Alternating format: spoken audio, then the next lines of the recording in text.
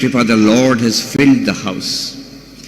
এই কৃপার লক্ষণ এইখানে আমরা অনুভব করছি যে মায়ের কৃপা এখানে আছে, আর তার মাঝখানে আমরা এসেছি এখানে।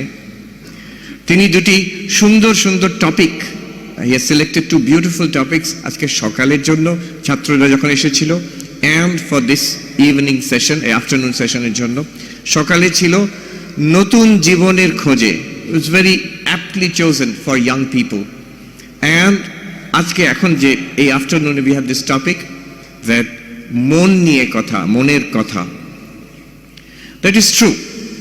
একবার এই অধ্যাত্ম জীবনে মন নিয়েই কথা। স্বামী বিবেকানন্দ এক জায়গায় বলছেন যে all we can do is polish the mirror. আয়নাটাকে ঘষে মেজে সাফ করতে পারি, চকচকে করতে পারি, মানে ঈশ্বরের প্রতিফলন দেখতে পাচ্ছ তো। এই ঠাকুরের যখন ক্যান্সার একদম টার্মিনাল স্টেজ, হরি মহারাজ জিজ্ঞেস করছেন আজকে কেমন আছেন। ঠাকুর বলছেন যে খেতে পাই না, এখানে বড় কষ্ট। ইতিমধ্যে হরি মহারাজ কি দেখেছেন বলছেন, আমি তো দেখছি যে আপনি মহা আনন্দে আছেন। আর ঠাকুরও তাই কথায় সায় দিলেন, বলছেন যে ও দেখছি শালা ধরে নিয়েছে আমাকে। ক্যান্সার পেশেন্টকে, টার্মিনাল ক্যান্সার পেশেন্টকে এরকম কথা বলা, আপনি মহা আনন্দে আছেন, it's a kind of cruelty.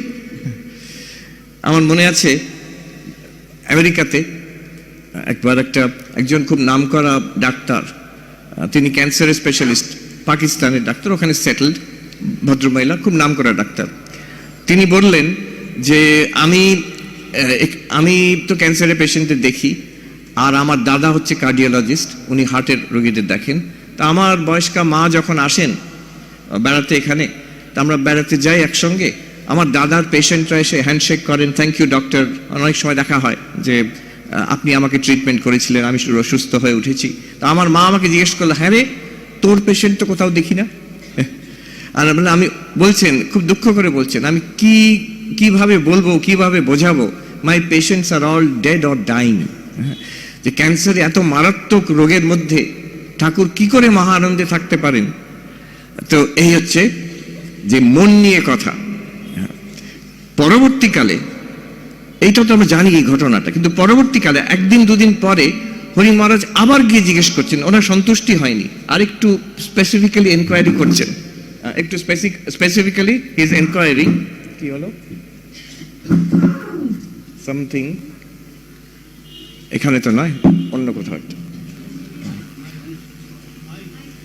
এই মাইকের ওখানে আছে। আচ্ছা ঠিক আছে। হরি মহারাজ আবার জিজ্ঞেস করছেন, আচ্ছা ওই ব্যাপারটা আবার জিজ্ঞেস করছেন যে আপনার এসব অনুভব হয়, ডু ইউ ফিল ইট? এই যে কষ্টটা হচ্ছে, আপনি বললেন কষ্ট হচ্ছে, তারপর আমি বললাম আপনি মহা আনন্দে আছেন, আপনি বললেন হ্যাঁ তাই ঠিক, কিন্তু অ্যাকচুয়ালি আপনার এই কষ্টটা অনুভব হয় কিনা?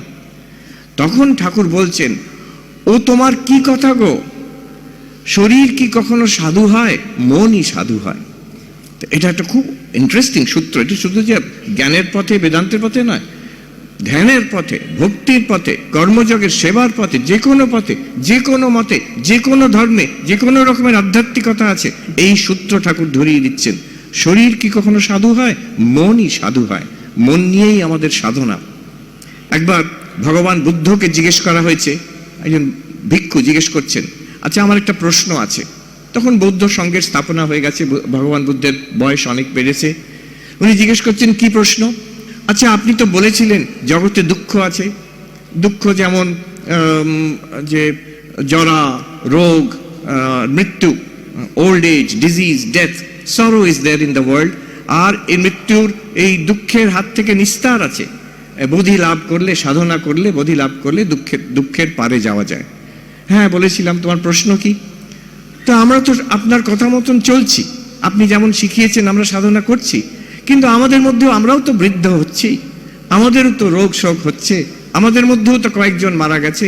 আর সবচেয়ে বড় কথা, আপনি স্বয়ং ভগবান বুদ্ধ, আমরা তো দেখতে পাচ্ছি আপনি বৃদ্ধ হচ্ছেন, আপনারও রোগ হয়, আর নিশ্চয়ই একদিন না একদিন সেদিন আসবে যখন আপনারও দেহ অবসান হবে, আপনিও, আপনার শরীর চলে যাবে। তাহলে এই যে রোগ শোক, এই রোগ, তারপরে জরা, মৃত্যু, এই রূপ যে দুঃখ কি করে অতিক্রম করলেন? আধ্যাত্মিকতা দিয়ে, দুঃখের অতিক্রম করা যায়, এই তো আপনি বলেছিলেন, কিন্তু এখন তো চলছে, তো একই দুঃখ চলছে, তো কি করে হয়? তখন ভগবান বুদ্ধ বোঝাচ্ছেন যে যেন দুঃখ কি রূপ, একটা মানুষের একটা তীর বিদ্ধ হয়েছে, তার কত কষ্ট ভাবো, তারপরে আরেকটা তীর, second arrow hits that man, তার যে কি ভীষণ কষ্ট। এই প্রথম তীরটা যেটা লাগে সেটা হচ্ছে what the world throws at you.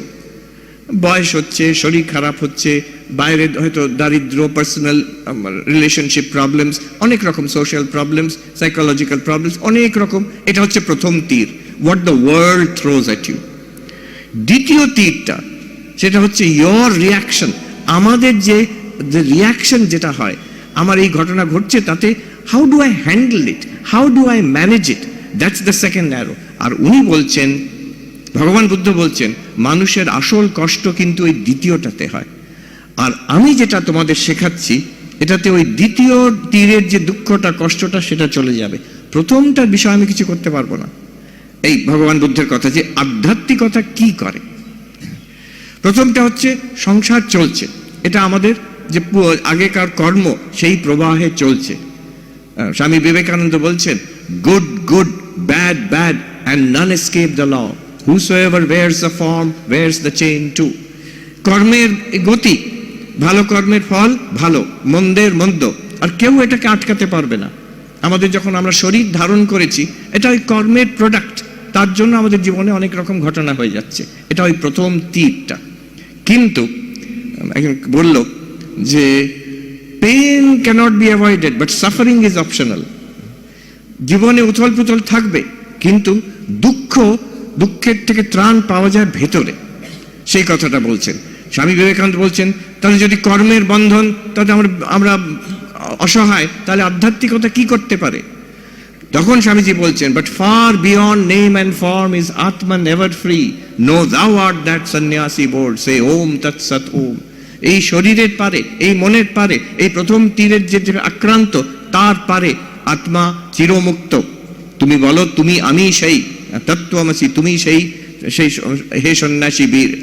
তো এই this is the role of spirituality, what spirituality can actually do.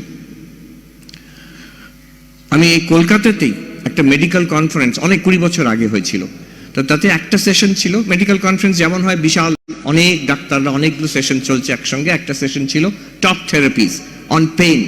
তো whole conference was on pain management.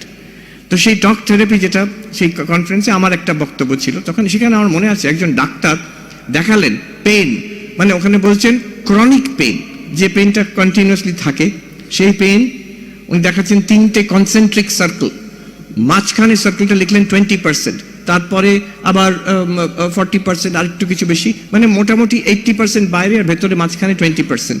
বলছেন অ্যাকচুয়াল ফিজিক্যাল পেইন যেটা আমাদের যে কষ্ট, 100% কষ্টের মধ্যে only 20% is due to the actual physical discomfort. বাকি যেগুলো বাইরে, যে আমার এই কষ্টটা হবে, আমার এই ব্যথা এখন হবে, এই অ্যাংজাইটিতে আমাদের কন্টিনিউয়াসলি একটা অস্বস্তি থাকে। আমাদের আরো যে আউটার সার্কেলটা, যে আমার কাজে বিঘ্ন হবে, আমি বেড়াতে যেতে পারছি না, আমার সোশ্যাল লাইফ ডিসরাপ্টেড হয়ে যাচ্ছে, এইরকম বিভিন্ন কারণের জন্য আমাদের যে পেইন, আমাদের দুঃখ কষ্ট ম্যাগনিফাইড হয়ে যায়। আসল যে ফিজিক্যাল পেইনটা উনি বলছেন অনলি 20%। আর তাতেও সে ডাক্তারবাবু বললেন, আমাদের যে পেইন কিলার, সেটা ওই 20% পেইনের জন্যই, সেখানেও কিন্তু খুব একটা সাকসেসফুলি আমরা করতে পারছি না, আর সেই পেইন কিলারের আবার সাইড এফেক্ট আছে। অতএব দ্য রোল অফ, উনি বলছেন সাইকোলজির কথা, মনের কথা, পেইন ম্যানেজ করতে গেলে মনের একটা বিরাট, there is a huge role.